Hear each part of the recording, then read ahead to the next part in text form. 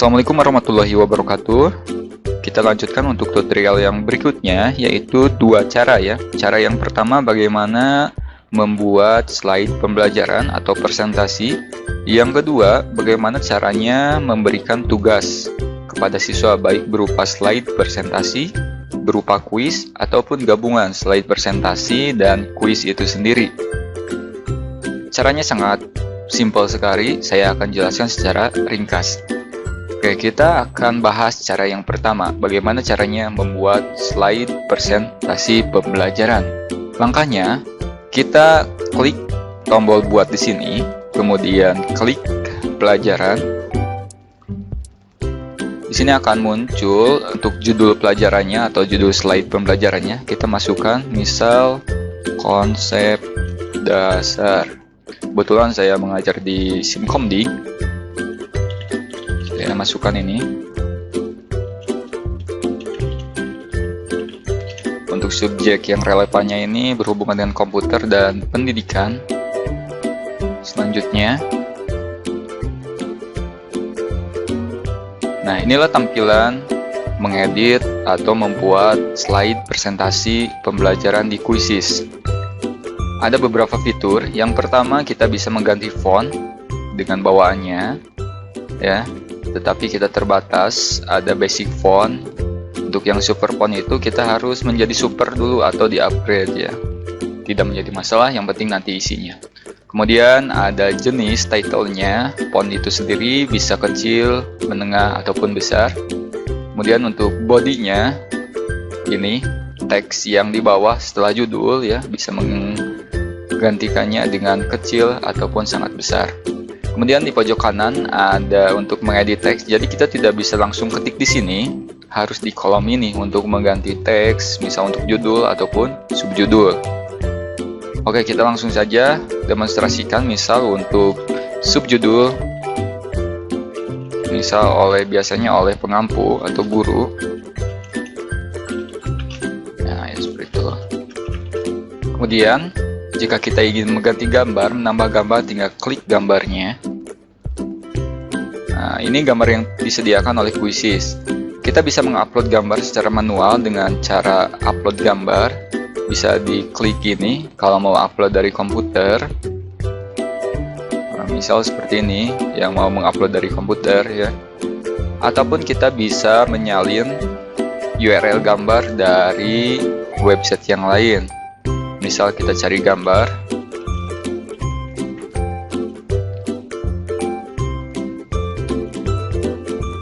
Nah, misal gambar ini.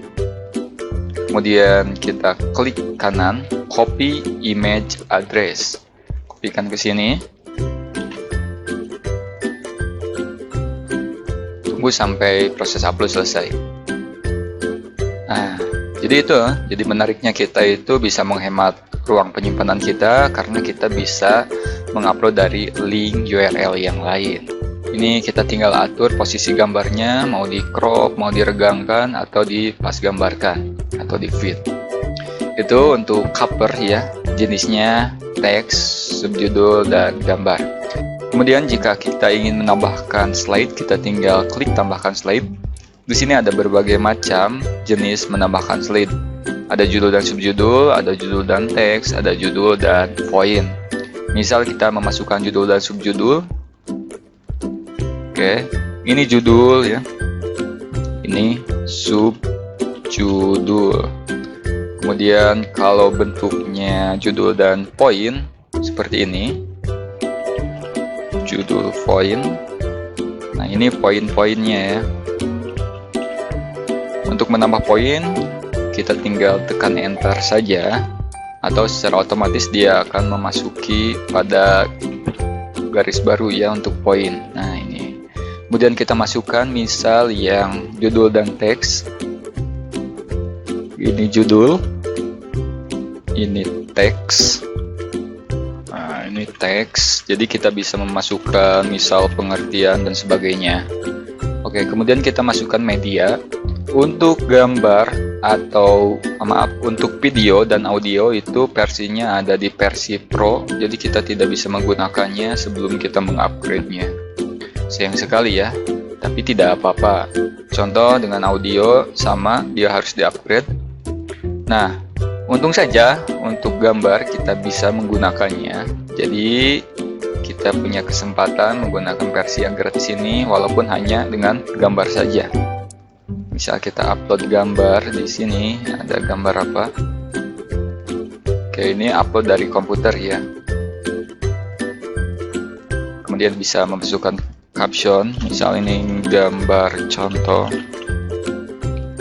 Kemudian kita menambahkan slide yang jenisnya media dengan teks.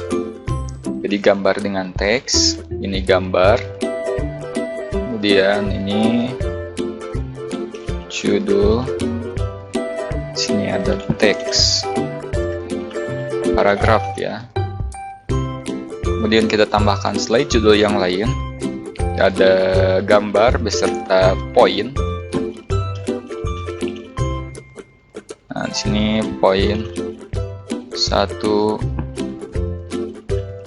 poin 2, dan seterusnya. Kemudian kita bisa memasukkan gambar, bisa diupload dari komputer ataupun mengcopy paste dari URL gambar di website. Nah, misal ini adalah materi-materi yang sudah kita masukkan sesuai mata pelajaran yang kita ampu. Menariknya, di Quizzes itu jenis slide yang bisa dimasukkan adalah kuis interaktif itu sendiri. Ya, sama seperti pembuatan kuis yang sebelumnya kita buat di tutorial membuat kuis.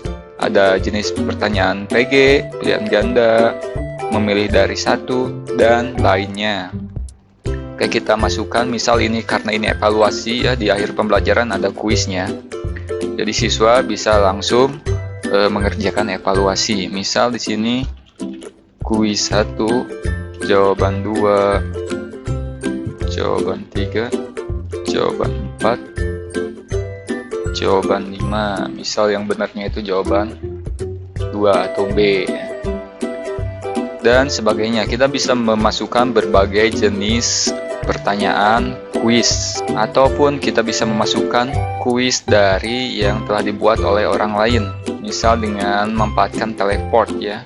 Penjelasannya ada di cara membuat kuis di tutorial yang sebelumnya. Misal saya masukkan ini, checkbox ya.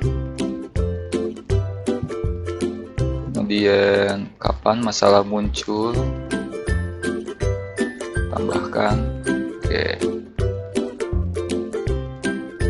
Jika dirasa kita sudah selesai, kita bisa memastikan melihat materi yang kita buat beserta evaluasinya. Langkah terakhir adalah kita mengatur terlebih dahulu. Di sini ada simbol gerigi. Pilih bahasanya sesuai dengan bahasa kita Indonesia. Kemudian kelas yang kita ampu, misal di sini saya kelas 10 untuk kelas 10. Nah, untuk yang dapat melihat pertanyaan, jika kita khusus untuk kelas kita saja, kita bisa mengklik opsi lanjutan. Kemudian kita salin link ya di sini. Ataupun jika kita ingin membuat lebih ke publik, kita pilih publik saja. Save. Jika sudah selesai, kita tinggal terbitkan. Sebelum menerbitkan, perhatikan lagi kuis. Di sini ada lama pengerjaan supaya disesuaikan dengan kebutuhan Bapak Ibu atau kawan-kawan sekalian. Berapa menit pengerjaan kuis, misal 1 menit atau 60 detik. Kemudian kita terbitkan, publish. Nah, ketika sudah dipublish, maka dia akan muncul di dashboard kita. Di sini hasil yang kita buat barusan itu bentuknya itu slide presentasi beserta kuisnya di akhir ya, sebagai evaluasi. Langkah kedua atau cara kedua, kita bagaimana caranya memberikan tugas kepada siswa. Di sini ada 2 jenis, perhatikan, ada 2 jenis cara memberikan tugas kepada siswa. Bisa secara langsung, real time, misal kita pembelajarannya sesuai dengan jadwal pada jam itu juga. Tinggal klik di sini. Kemudian kita akan dibawa ke pengaturan sebelum dipublish. Pengaturan umumnya seperti yang tampil berikut. tampilkan slide di perangkat peserta? Ya, jadi artinya slide ini kita yang mengontrolnya seperti hostnya kayak gitu ya. Kemudian nanti slide-nya akan tampil ketika siswa bergabung dengan link yang kita berikan. Kemudian di sini ada waktu untuk pertanyaan kuis, bisa menunjukkan papan peringkat jika siswa itu beberapa siswa ada yang betul semua atau tidak. Jika pertanyaan mau diacak, tinggal aktifkan. Jika mau mengaktifkan musik, biasanya musik itu ada di kuis ya, tinggal aktifkan di sini. Oke, untuk name factory ini artinya itu lucu, nama lucu dari kuis. Saya rasa tergantung ini mau diaktifkan atau tidak. Kemudian kita tinggal sajikan atau menyajikan. Langkah selanjutnya kita tinggal men-share link ini kepada siswa kita, misal ke grup kelas yang kita ampuh. Kemudian nanti peserta akan mulai bergabung dan kita bisa langsung memulai. Sebelum ada siswa yang bergabung, kita tidak bisa memulainya ya, karena harus ada partisipan. Jadi kita berperan sebagai host. Untuk demonstrasi pengerjaan dari pihak siswa, itu ada di tutorial yang selanjutnya. Silahkan Bapak Ibu bisa menyimaknya ya, setelah tutorial ini selesai. Kita masuk ke metode yang kedua, yaitu memberikan tugas sebagai PR atau pekerjaan rumah. Nah ini, berikan pekerjaan rumah. Kalau yang barusan ini mulai pelajaran secara langsung. Kalau ingin mengerjakan secara PR atau dijadwalkan, ini tinggal klik di sini, berikan pekerjaan rumah. Oke, kita contoh klik saja di sini. Kemudian masukkan batas pengerjaannya. Misal ini harus selesainya 4 hari dimulai dari sekarang. Jam akhirnya biasanya itu sampai jam malam, misal sampai jam atau sampai sore ya, 05.30 PM.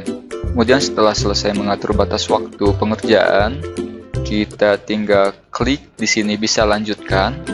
Tetapi saya sarankan jika kita sudah mengimport kelas atau mempunyai kelas, tinggal pilih di sini mau ke kelas mana tugas ini kita sampaikan. Misal di sini saya sampaikan sesuai dengan jadwalnya, misal di kelas multimedia 1 sampai 3. Contoh materi 1 plus evaluasi, kemudian selanjutnya. Kemudian gulir lagi ke bawah, di sini ada pengaturan seperti yang tadi. Ini musik diaktifkan atau diacak untuk kuisnya. Kita acak saja. Kemudian atur. Oke, setelah mengklik tombol atur, akan tampil pemberitahuan seperti berikut. Ini artinya sudah disampaikan tugasnya melalui Google Classroom pada siswa kita masing-masing. Pemberitahuannya berupa link yang harus diikuti untuk mengikuti kuis tersebut. Jadi kita tidak harus mengupload kembali di Google Classroom. Adapun di sini juga disediakan fasilitas untuk melihat kodenya. Tinggal klik di sini. Jikalau nanti ada siswa kita yang tidak membuka Google Classroom atau gangguan di Google Classroom-nya, dia tinggal memasukkan kode ini dengan cara masuk ke joinmyquiz.com dan masukkan kode join-nya di sini ya.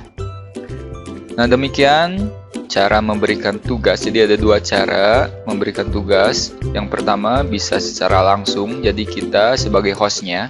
Yang kedua kita bisa memberikan tugas sebagai PR. Mudah-mudahan tutorial ini dapat bermanfaat. Kurang lebihnya, kawan-kawan sekalian bisa menambahkan dan mengeksplor kembali fitur-fitur yang tersedia di Quizzes ini dan bisa terus memajukan pendidikan di Indonesia.